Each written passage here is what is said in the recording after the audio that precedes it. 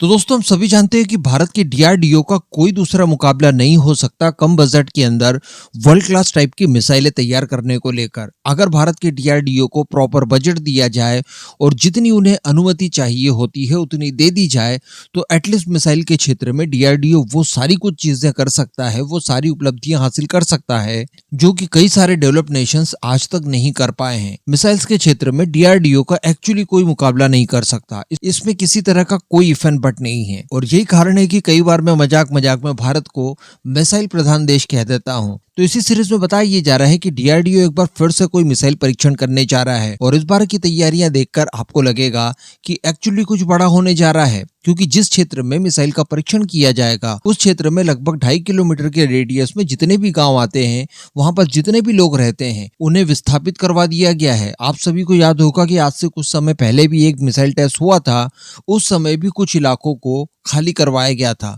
तो हम समझ सकते हैं कि टेस्ट कितना क्रूशियल होगा, उसके बारे में डिस्कशन करेंगे। उसके अलावा और भी कुछ इंपॉर्टेंट खबरें जो कि निकलकर सामने आ रही है उनके बारे में बातें करेंगे। आप बस इसी तरह की खबरों के लिए अपने खुद के इस चैनल को सब्सक्राइब जरूर कर लीजिएगा। तो चलिए डीआरडीओ की बात निकली है तो सबसे पहले डीआरडीओ के कारनामे को लेकर डिस्कशन किया जाए और इसमें आज हम लोग डिस्कस करने जा रहे हैं बिग डैडी को लेकर। मैंने आपको 2-3 दिनों पहले ये खबर दी थी कि डीआरडीओ द्वारा जो K5 मिसाइल तैयार की जा रही है संभवतः उसके परीक्षण अंडर वाटर पेंटून से कर दिए गए हों, क्योंकि मिसाइल तो काफी समय पहले ही डेवलप हो चुकी है। उसको लेकर टेस्ट कंडक्ट किया जाए, डीआरडीओ द्वारा इसके लिए मंजूरी भी मांगी गई थी गवर्नमेंट की तरफ से, लेकिन किसी तरह की कोई ऑफिशियल खबर इसको लेकर नहीं आई थी। लेकिन अब जिस हिसाब से हमारे न्यूक्लियर सबमरीन्स और उनके अंदर इंटीग्रेट की जाने वाली SLBM को लेकर डिस्कशन किए जा रहे हैं तो इनसे जुड़े हुए अलग अलग फैक्ट्स भी निकलकर सामने आ रहे हैं। एग्जाम्पल के तौर पर आप इस समय अपनी स्क्रीन पर एक फोटो देख रहे हैं, ये वरुण कार्तिक आर्यन जी की तरफ से तैयार की गई और उनके ही एक हैंडल से शेयर की गई एक तस्वीर है, जिसमें आप देख पा रहे होंगे कि बीचों बीच आपको भारत का नक्शा दिखाई दे रहा है, तो वहीं पर एक बड़ा सा रेड कलर का सर्कल भी दिखाई दे रहा है। आप सभी को याद होगा कि बिग डैडी को लेकर मैंने आपको बताया था कि इसकी रेंज 5000 से लेकर 6000 किलोमीटर आकी जा रही है। 2000 किलोग्राम तक का वॉरेट ये ले जा सकती है। इसके अलावा अगर आप वॉरेट को कुछ हद तक कम कर दें तो इसकी रेंज 8 से लेकर 9000 किलोमीटर भी हो सकती है। और इसे अगर आप इंडियन ओशन से फायर करते हैं तो ये चाइना पाकिस्तान के साथ साथ आजू बाजू के कई सारे बड़े इलाके को भी अपनी जद में ले सकती है।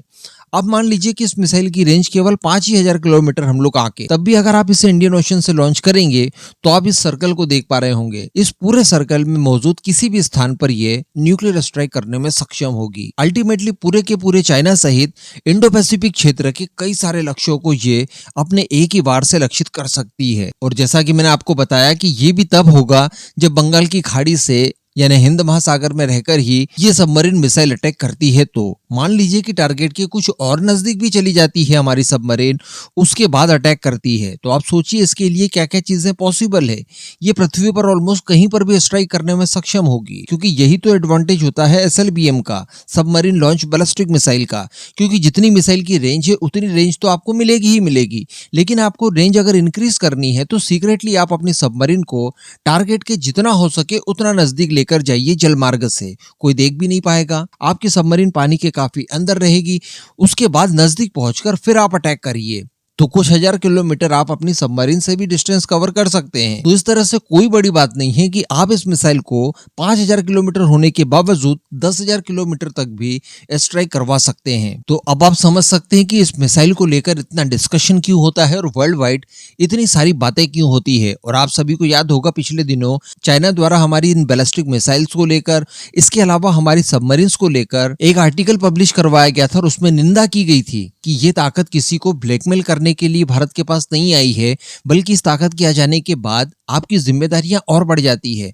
वो ऐसा एक्चुअली इसीलिए कह रहे थे क्योंकि मैं आपको एक फैक्ट ये भी बता दूं कि K5 को तो आप छोड़ दीजिए, जो फिलहाल हमारे पास ऑपरेशनल मिसाइल है यानी K4 जिसकी रेंज 3500 किलोमीटर बताई जाती है, उससे भी अगर हम लोग इंडियन ओशन रीजन से ही अटैक करें तब भी ये चाइना के 85% हिस्से को अपनी जद में ले सकती है। तो आप समझ सकते हैं कि इस तरह की मिसाइलों के आ जाने के बाद भारत के पास किस तरह की पावर्स आ चुकी है। अब अगली खबर की बात की जाए तो ये सीधे मालदीव से जुड़ी हुई है। देखिए मालदीव के अंदर एंटी इंडिया एक प्रेसिडेंट बनता है, पूरी गवर्नमेंट ही उनकी चाइना की पपेट कहलाती है और भारत के खिलाफ वो हर वो काम करते हैं जो कि उन्हें नहीं करना चाहिए था। लेकिन आज की परिस्थितियां बिल्कुल बदल चुकी है। भारत से पंगे लेने की वजह से भारत द्वारा मिलने वाली मदद में भी काफी कमी आई है। इनके बजट से लेकर इनके इंफ्रास्ट्रक्चर परियोजनाएं तक भारत द्वारा काम अब उस स्पीड से नहीं किया जा रहा है जो कि पहले किया जाता था। इसके साथ साथ ये भारत से कई सारी चीजें लेते थे, लेकिन वो भी अब ये लोग इंपोर्ट नहीं कर पा रहे हैं, तो इन्हें ज्यादा दाम पे करके दूसरे देशों से खरीदनी पड़ रही है, वहां पर भी नुकसान हो रहा है। साथ ही इनकी जो कमाई हो रही थी टूरिज्म से, जो कि और भारत इसमें सबसे बड़ा रोल प्ले करता था, वो भी अब 50% से नीचे गिर चुका है। यानी भारतीय पर्यटक अब वहां पर जाते ही नहीं है। और रही बात चाइना की, तो चाइना के आश्वासन हमें पता है, उसने अपना मतलब निकालकर मालदीव को अलग थलग कर दिया है। और वैसे भी चाइना की जो आर्थिक स्थितियों को लेकर हम लोग डिस्कशन कर चुके हैं पास्ट में, उनको देखते हुए बिल्कुल नहीं लगता कि चाइना पहले की तरह इन्हें और आगे मदद कर सकता है।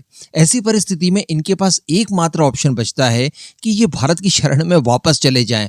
और एक्चुअली ऐसे ही देखने के लिए मिला है। आप सभी को याद होगा, आज से कुछ महीने पहले जब भारत मालदीव के बीच में रॉ शुरू हुआ था, उस समय मालदीव के अंदर 3 मिनिस्टर्स ऐसे थे जिन्होंने भारत के बारे में और प्राइम मिनिस्टर मोदी के बारे में, हमारे फ्लैग के बारे में कई आपत्तिजनक पोस्ट किए थे। हालांकि बाद में उन्हें कुछ समय के लिए सस्पेंड भी किया गया, उनसे ट्वीट डिलीट करवाए गए, उनसे माफी मंगवाई गई, लेकिन अल्टीमेटली उनकी जो भावना थी हमारे प्रति, वो सारी चीजें देखने के लिए मिली। अब आपको जानकर आश्चर्य होगा कि उन 3 मिनिस्टर्स में से 2 को इस्तीफे दिलवा दिए गए हैं, यानी इसीलिए कि उन्होंने पीएम मोदी के बारे में आपत्तिजनक ट्वीट किए।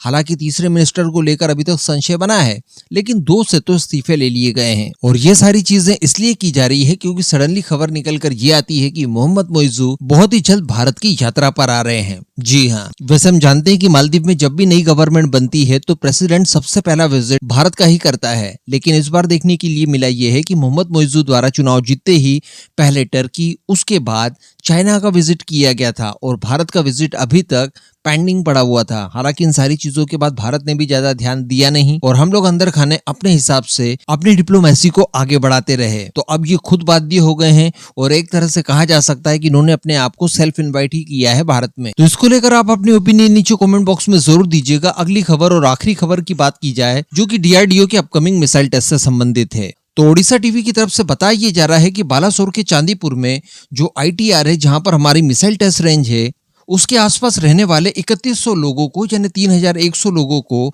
विस्थापित करवाया गया है, क्योंकि बताया जा रहा है कि यहाँ पर किसी विशेष तरह की मिसाइल का परीक्षण होने जा रहा है, जिसकी वजह से सुरक्षा को ध्यान में रखते हुए लगभग 100 सरकारी अधिकारियों द्वारा लोगों को अस्थायी तौर पर यहां से विस्थापित करवाया गया है। बताया जा रहा है कि इसके दायरे में कुल 6 गांव आ रहे थे और इन 6 गांवों में रहने वाले 3100 लोगों को अस्थायी तौर पर विस्थापित करवाया गया है। क्योंकि जैसा कि मैंने आपको वीडियो की शुरुआत में बताया कि मिसाइल टेस्ट रेंज से 2.5 किलोमीटर के दायरे में रहने वाले सभी लोगों को यहां से कहीं और जाना होगा, क्योंकि वेडनेसडे यानी कल के दिन यहां पर किसी विशिष्ट तरह की मिसाइल का परीक्षण डीआरडीओ कंडक्ट करने जा रहा है और इन्हीं सबको ध्यान में रखते हुए ये सारे गांवों को खाली करवाया जा रहा है। आप सभी को याद होगा जब बीएमडी के फेज 2 का परीक्षण किया गया था, यानी एड-1 मिसाइल का, उस समय भी इसी तरह की परिस्थितियां देखने के लिए मिली थी और आजू बाजू में स्थित गांव में रहने वाले लोगों को यहां से अस्थायी रूप से पलायन करवाया गया था और जब टेस्ट वगैरह कंप्लीट हो गया उसके बाद इन्हें वापस लाया गया। तो इसी तरह की परिस्थितियां फिर से देखने के लिए मिली है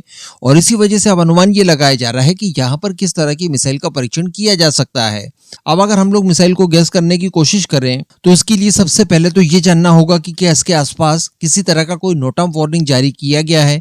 तो जी हाँ, एक नोट ऑफ वार्निंग जारी की गई है और वैसे तो ये नोट ऑफ वार्निंग काफी छोटे क्षेत्र के लिए की गई है, केवल 75 किलोमीटर के दायरे में, और ये नोट ऑफ वार्निंग वैलिड रहेगी 9 सितंबर से लेकर 13 सितंबर के बीच तक। तो कहने का मतलब कल वेडनेसडे को इस नोट ऑफ वार्निंग का आखिरी दिन होगा और उसी दिन संभवतः इस मिसाइल का परीक्षण यहाँ पर आयोजित किया जाएगा। अब मिसाइल टेस्ट रेंज के आसपास के इलाके खाली करवाए गए हैं, इससे सीधा सीधा सा मतलब यही निकलता है कि किसी छोटी लेकिन काफी ज्यादा क्रूशियल मिसाइल का परीक्षण यहाँ पर किया जाएगा।